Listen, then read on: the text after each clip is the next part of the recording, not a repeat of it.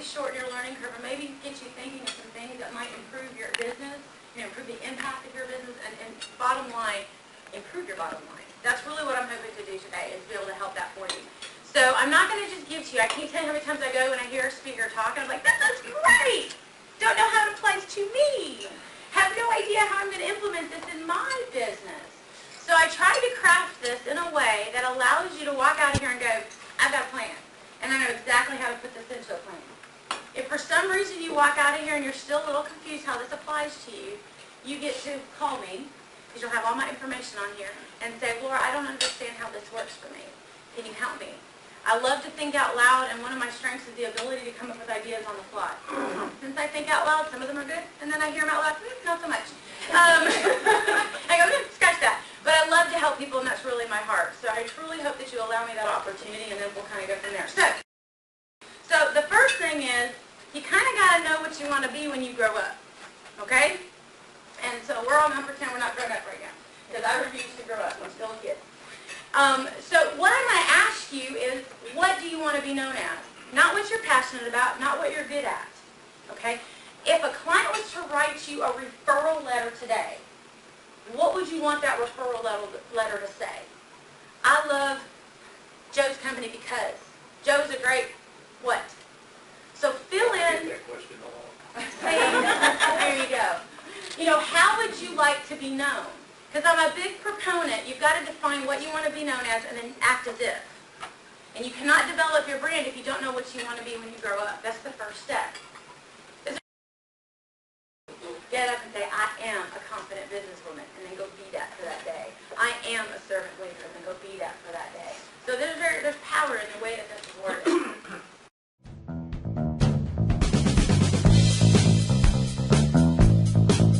Answer me this. What is this? Band-Aid. No?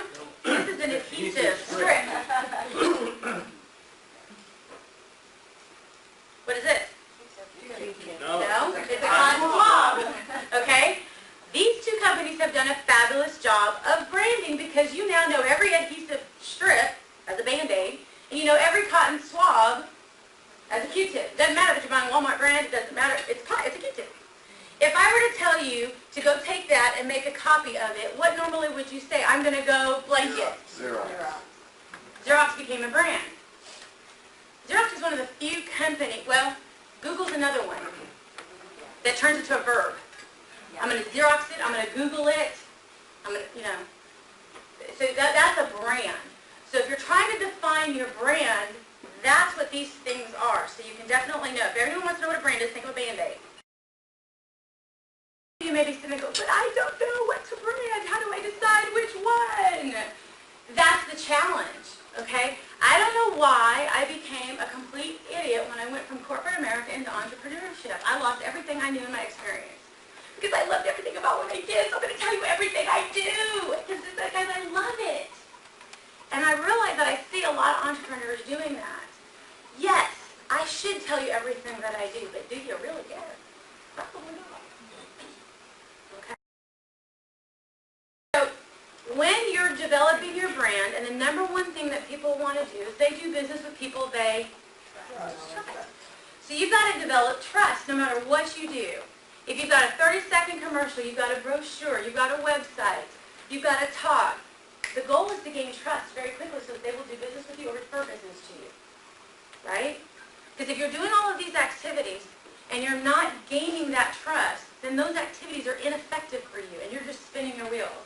And you're not maximizing your business impact. Okay?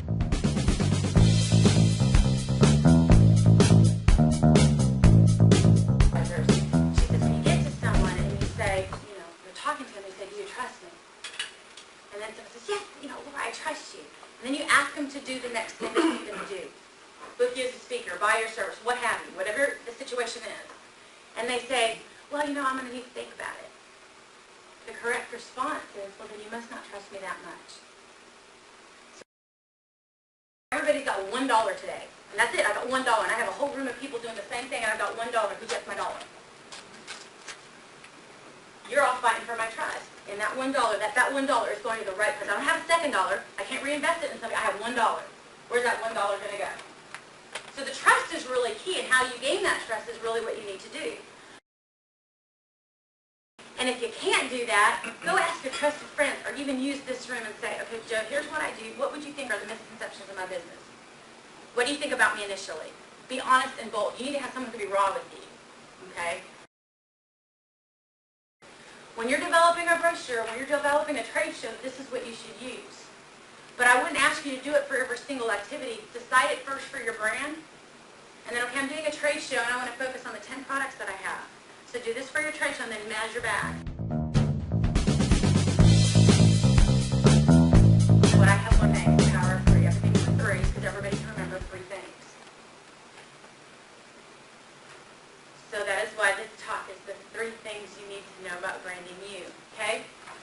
Always know it's 3 things. You can't show more than 3 things. If you're doing a brochure, if you're creating a brand, call it 3 things. I bet you can quickly rattle off 3 things that a keep can be used for. Cleaning your ears, taking makeup off, cleaning something. 3 things really quick. I ask you for 5 or 7 or 10 or 15. You might be writing a little bit a while. You might have to brainstorm. Are you asking your client to remember 20 things about you? 3. Top 3 things. And do those 3 things hit your profit center? Ask for branding tips. You're only as good as your giveaway. And make sure you're giving something of value away when you do. If you have any questions, you have all my information. It's been a pleasure chatting with you. And I'm Laura Merlando, the Stretch Commando, and I approve that.